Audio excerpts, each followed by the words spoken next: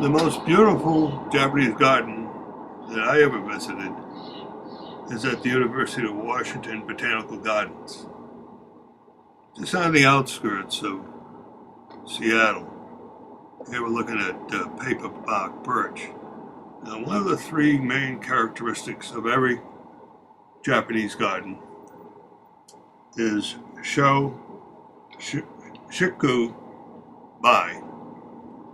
And sho is the pine trees, shiku would be the bamboo, and bai would be the plum. Now, these are just archetypes. You can have other flowering fruit trees instead of the plum.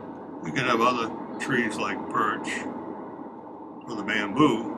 And then, of course, you have the evergreens for the pines. So they're just archetypal types for your Japanese garden.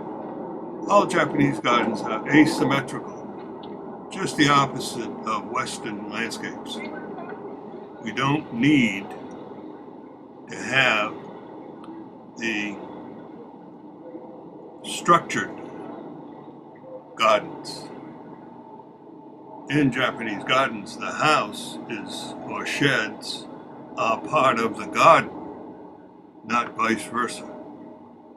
Now the pathways, this one's a beautiful stone pathway, symbolizes the journeys. The rocks are a journey from Korea to Japan, and they're usually in croppings of 15 boulders, offset of course, nothing linear. Here we see a beautiful threadleaf Japanese maple.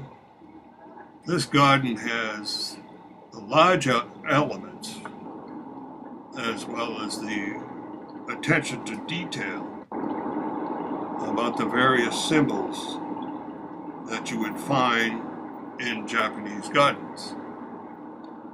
We titled this movie Yugen. Yugen means harmony with nature, or repose of the spirit in nature. And that is exactly the feeling that you would get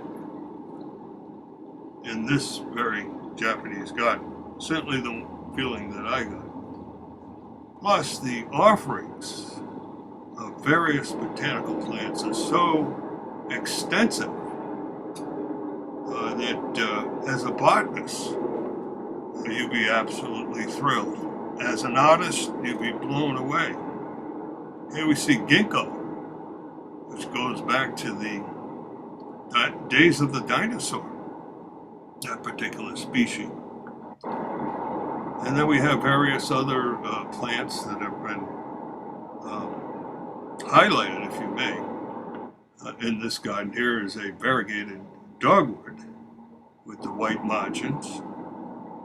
And right next to it, we'll see a variegated boxwood, also with the white margins. Here it is right here, Buxus sargenti, which is the Latin for boxwood.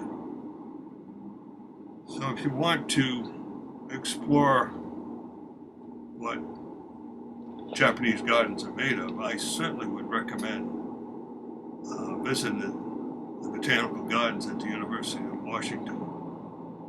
There's a path to, and you notice they're not straight.